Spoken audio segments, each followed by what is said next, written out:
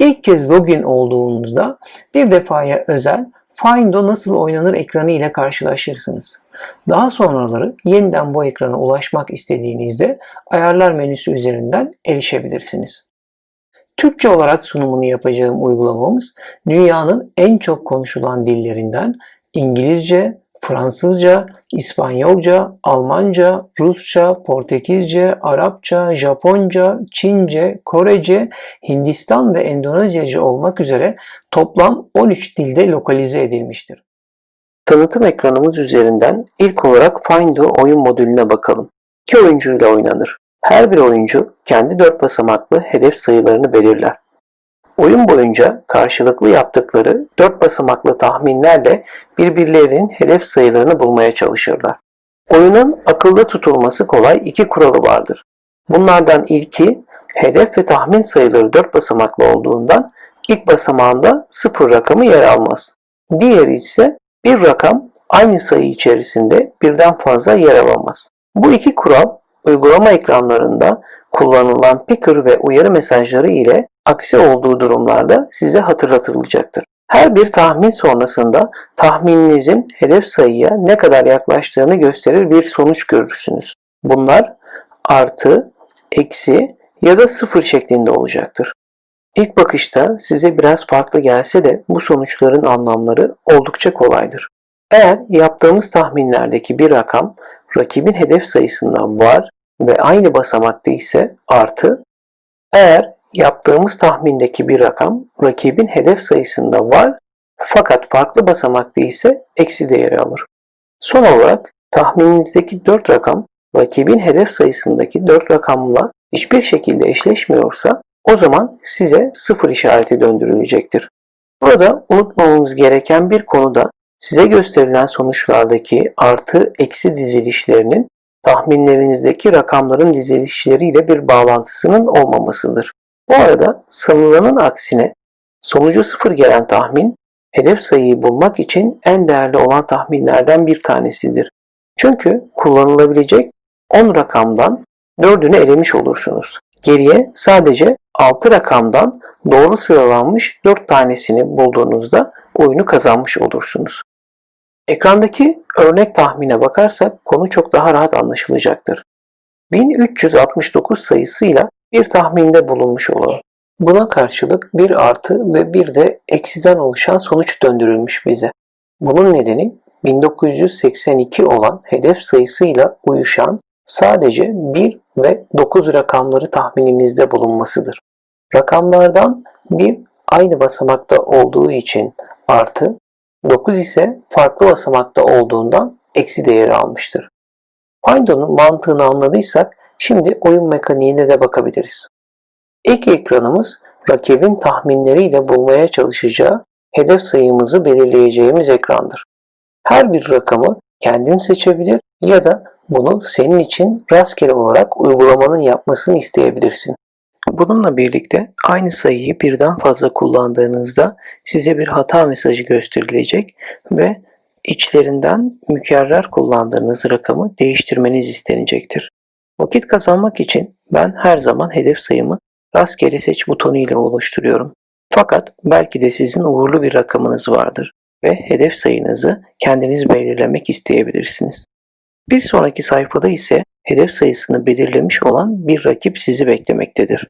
Artık her şey hazır. Butona basarak oyunu başlatabilirsiniz.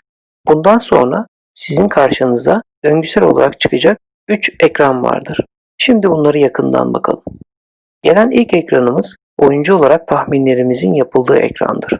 Bu sayfayı yukarıdan aşağıya doğru inceleyecek olursak en üstte oyunu oynayanlar ve yaptıkları tahmin sayılarını gösteren bir tabela görürsünüz. Tabelada ayrıca her bir tahmin için size verilen sürede bulunmaktadır. Eğer verilen sürede tahminde bulunmazsanız o oyunu kaybedersiniz. Süreye çok dikkat etmelisiniz.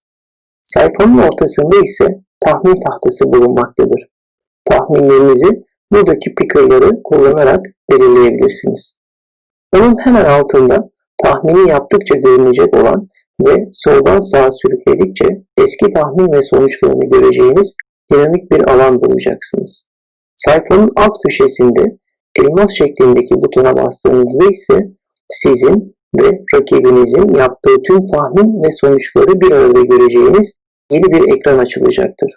Bu iki araç sayesinde oyunun gidişatını belirleyebilir, stratejilerinizi oluşturabilirsiniz. Tahmininizi yaptığınızda karşınıza oyunun ikinci ekranı gelecektir. Rakibinizin hedef sayısı ile tahmininiz karşılaştırılmış ve çıkan sonuç size gösterilmektedir. Ekranın ortasında yer alan süre kadar sonucu değerlendirebilir ya da bu süreyi beklemeden devam butonu ile oyunu ilerletebilirsiniz. Şimdi tahmin sırası rakibinizde. Bir tahmin turundaki üçüncü ve son ekranda ise rakibinizin sizin hedef sayınıza karşı yaptığı tahmin ve onun sonucunu görmektesiniz. Taraflardan birisi diğerinin hedef sayısını bulamamışsa her iki oyuncu için bir tahmin turu tamamlanmış demektir. Bir sonraki tur için yeniden tahmin sayfasına yönlendirileceksiniz. Oyunculardan birisi diğerinin hedef sayısını bulana kadar tahmin turları yapılmaya devam edecek. Birazdan oynayarak göreceğimiz Find the oyun modülünün ekranları ve mekaniği kısaca bu şekildedir. Son tanıtım sayfamız uygulamamızın ikinci modülü olan Find the Puzzle'a ayrılmıştır. Bu oyun modunda tüm tahminleri verilmiş bir oyunun hedef sayısını bulmanız beklenmektedir. Ekrandaki örnekten yola çıkacak olursak 5 adımda çözebileceğimiz bir bulmacayı görmekteyiz. Şimdi bunu nasıl yapabiliriz ona bakalım. Verilen tahminlere baktığımızda dikkatimizi ilk çeken tahmin A ile işaretlenen 9. ve son tahminimiz. Eksilerden oluşan 4 işaret bulunmaktadır. Bu da demek oluyor ki hedef sayısındaki tüm sayılar bu son tahmindeki rakamlardan oluşmaktadır. Şimdi hangi rakamın hangi basamakta olduğunu bulalım. Rakamların basamaklarını belirlerken önce B ile işaretlenen ikinci tahmindeki tek bir artıdan başlamak en doğrusu olacaktır. Son tahmindeki sayılardan sadece 0 bu tahminde var. Bu da demek oluyor ki hedef sayının 4. basamağında 0 rakamı olmalıdır. Çok güzel. Geriye 3 rakam ve onlar için kalan 3 basamak kaldı. C ile işaretlenen 3 rakamına dikkatinizi çekmek istiyorum. 6. 8. ve son tahminde 3 rakamının yer aldığı tahmin sonuçlarının hep eksi olduklarını görüyoruz. Bu da gösteriyor ki 3 rakamı için doğru basamak 3. Süper. Şimdi 2 rakam ve 2 basamağımız kaldı. Aynı durumun C ile işaretlenen 5 rakamı için de geçerli olduğunu görüyoruz. 5 rakamının yer aldığı 1. 3. ve 4. tahminlerde sonuç hep eksi değeri almış. Öyleyse onun için de doğru basamağın 1 olduğunu anlıyoruz. Geriye sadece bir rakam ve bir basamak kaldığından ikinci basamağa da son tahminde kalan son rakam olan 2'yi yerleştiriyor ve tahmin butonuna basıyoruz. Tebrikler, bildiğiniz.